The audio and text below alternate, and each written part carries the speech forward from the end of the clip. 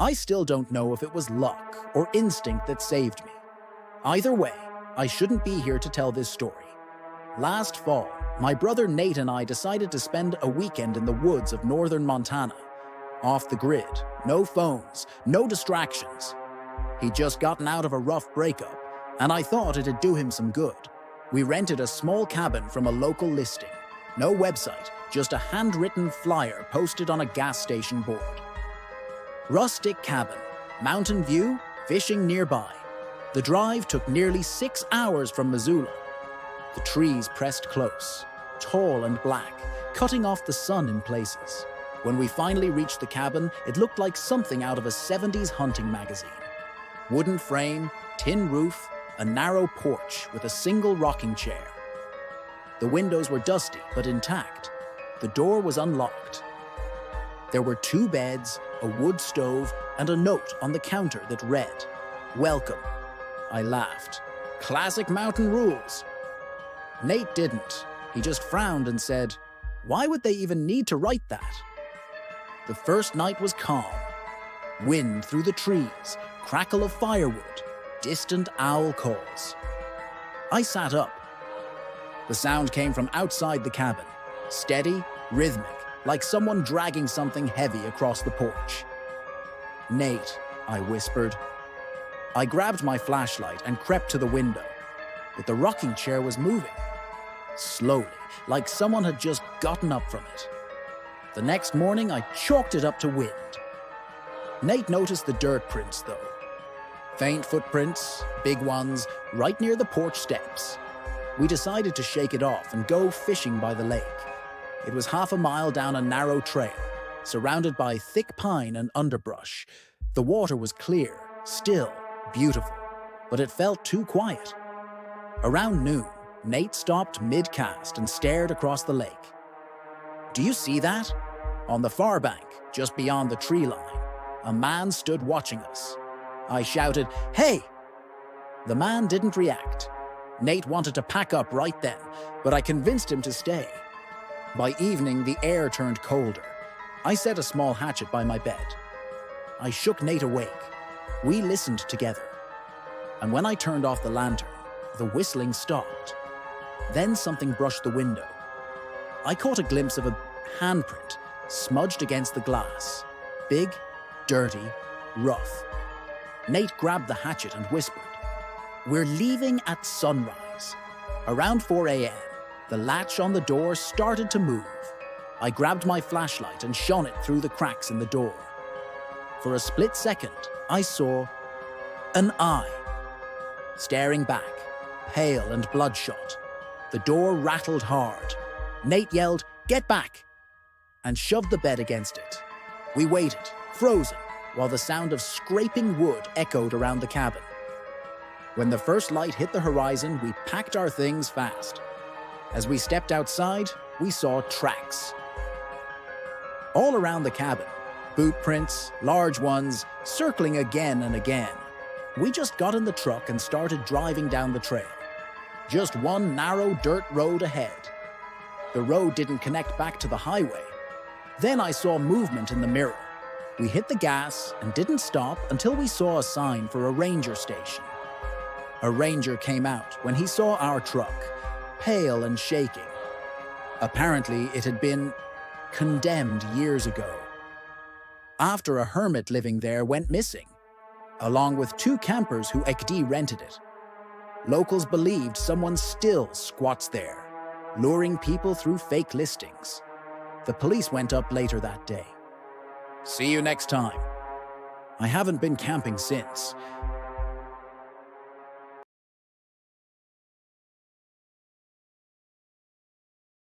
People say a father's home is where you feel safest, but that wasn't true for me. My dad built our cabin himself, piece by piece, over 15 years. He called it our escape from the world.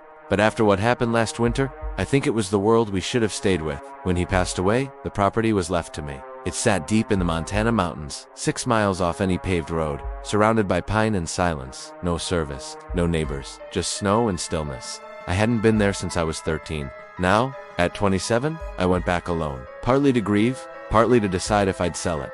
The drive took almost a full day. By the time I reached the last dirt stretch, the sun had vanished behind the trees, and the air turned blue and sharp. When I stepped out of the car, the cold hit me like a blade. The cabin looked smaller than I remembered. Roof sagging, porch half-rotten, windows frosted over. But when I stepped inside, it smelled exactly the same. Pinewood, ash, and the faint trace of my father's tobacco. Everything was still there, the rocking chair by the fireplace, the wall clock that never worked, the photo of us fishing. For a moment, it almost felt comforting. Almost. That feeling didn't last. On my first night there, I found something strange. A lantern, still burning. It sat on the table beside a mug of coffee, still warm. I froze. I'd just unlocked the cabin myself. No one else could have been there. I searched every room, the storage closet, attic, crawl space, even under the bed. Nothing. I tried to reason it away. Maybe I'd misjudged the warmth. Maybe someone had been there recently, but the mug was half full, and the lantern flame was steady. That night, I barely slept. The wind howled through the woods, and every creak in the walls sounded alive. Then, sometime after midnight, I heard footsteps. Slow, deliberate, pacing the porch from one end to the other. I held my breath and checked the window. Nothing but darkness.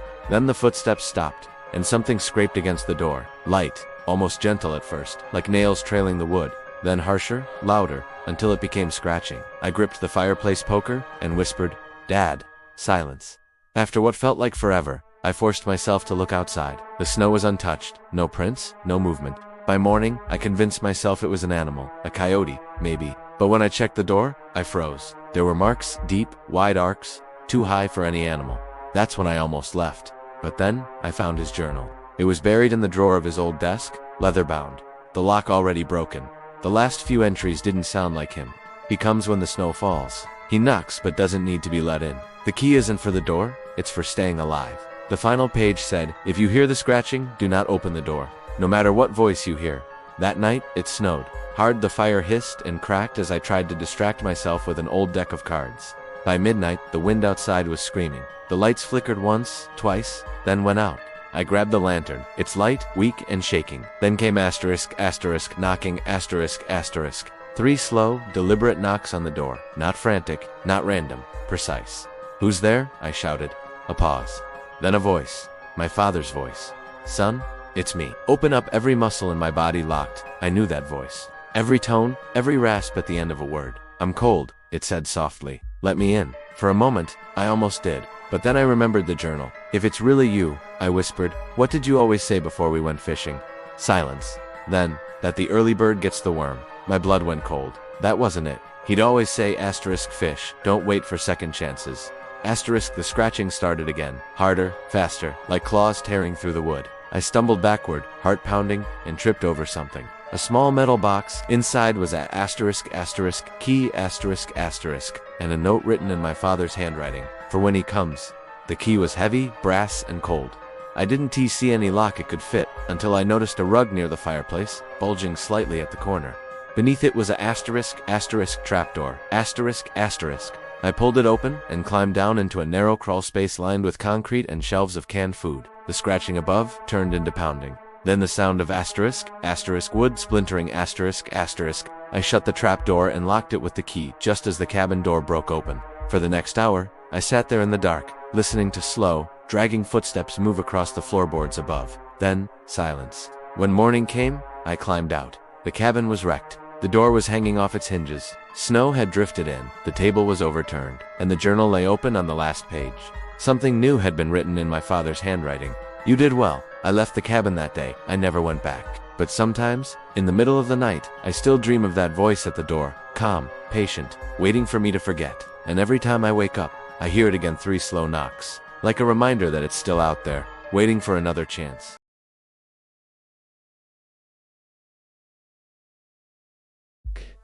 It started like any other late study session. Just me, an empty hallway, and the hum of the fluorescent lights. I was a senior 1 month from graduation, stuck at school late to finish a missed assignment. By 8:15, the library was closed. By 8:20, I was completely alone. The janitor, old Mr. Defy, had already finished his rounds. He was muttering the way he always did. Something about how this building wasn't built right, and how some rooms don't want to be opened. I laughed it off, until the lockdown announcement came through. Attention students and staff. The intercom buzzed, distorted and sharp. Lockdown in effect. This is not a drill. Secure all doors immediately. I froze, there. Wasn't supposed to be anyone left in the building. At first I thought it was a test, maybe a system glitch. But then the lights flickered, and I heard it. The metallic clank of the automatic locks engaging down the hall. Every door, every gate. I grabbed my phone. No signal. Even the school Wi-Fi was gone. Then came the first sound. A single footstep. It echoed from the far end of the hallway, slow, heavy. "Hello," I called out, trying to sound calm. No answer. The speakers crackled again, just static this time. But under it, I heard breathing, slow, ragged, close. "Whoever's in here," I said. "I'm still here. I'm a student." The static cut off. Then a whisper came through the intercom. "So am I." My stomach dropped. I bolted into the nearest classroom and locked the door. The emergency lights cast the room in a dim red glow, and the shadows shifted like they were breathing. I pressed my ear to the floor. Footsteps, closer now, each one deliberate, measured, then silence, and a whisper right outside the door. "Please, let me in." It sounded like a girl, maybe another student. But there was something off about her tone. It was too smooth, too even, like a voice being played through a recorder. "I can't," I said. "I don't know who you are," the voice repeated, faster this time. "Please, let me in." Then again, and again. Each repetition came quicker, sharper, until it became a chant. "Please, let me in. Please, let me in. Please, let me in." The doorknob started to rattle violently. I stumbled backward, tripping over a desk. My flashlight rolled across the floor, and its beam landed on the window. That's when I saw her. A girl, pale, wide-eyed, standing outside the window. The window on the second floor. Her mouth didn't move, but her voice still echoed from the intercom. Then the lights went out. I crawled toward the emergency exit, trying to stay quiet. The red lights flickered back just long enough for me to see words scrawled across the whiteboard written in thick black marker that hadn't been there before. "Don't trust the announcements." I ran. Every classroom I passed was open now, doors slowly swinging, creaking in rhythm. The air felt charged, like the moment before a lightning strike. Then the intercom buzzed again. "Lockdown lifted," the girl's voice said. "All clear." But then she added something new. "Come to the gym." That's where the main exit was, and against every instinct I had, I went. The hallway stretched longer than it should have. The trophy cases warped my reflection, faces that looked like mine, but slightly wrong. When I reached the gym, I saw movement through the narrow window, shadows pacing. I looked inside. A dozen students stood in a circle beneath the flickering lights, motionless, heads bowed. Their clothes were old, faded like they were from another decade. And in the middle of the circle was Mr. Defy. He was whispering something to himself, staring at the floor. Then he looked up right at me. His lips moved slowly. One word: "Run." The lights in the gym cut out. When they came back on, the circle was gone. But the door handle began to turn from the inside. I didn't wait. I ran down the hall, past the classrooms, toward the library. My footsteps echoed against the tile, and so did theirs. Dozens of them. I burst into the library, slammed the doors shut, and shoved the table against them. The pounding started immediately, then stopped. The room went still. In the center of the library, the old CRT television flickered to life. Static hissed, then cleared, showing the library itself. I was on screen, standing exactly where I was standing, in real time. Except behind me, in the reflection of the TV, someone was standing. Tall, thin, wearing a janitor's uniform. I spun around. No one. Then the intercom came on one last time. It wasn't a girl. It was Mr. Duffy. His voice was weak, fading. If you're still here, you're one of them now. The lockdown never ends. It just starts again when the lights go out. The lights went out. I don't remember what happened next. When I woke up, it was morning. Police were breaking open the doors. They said the building had been empty all night. Power off, no janitor on duty, no lockdown system even connected. But in my backpack was a note, my handwriting, my pen. Don't forget to subscribe because there are more stories like this, waiting to be told.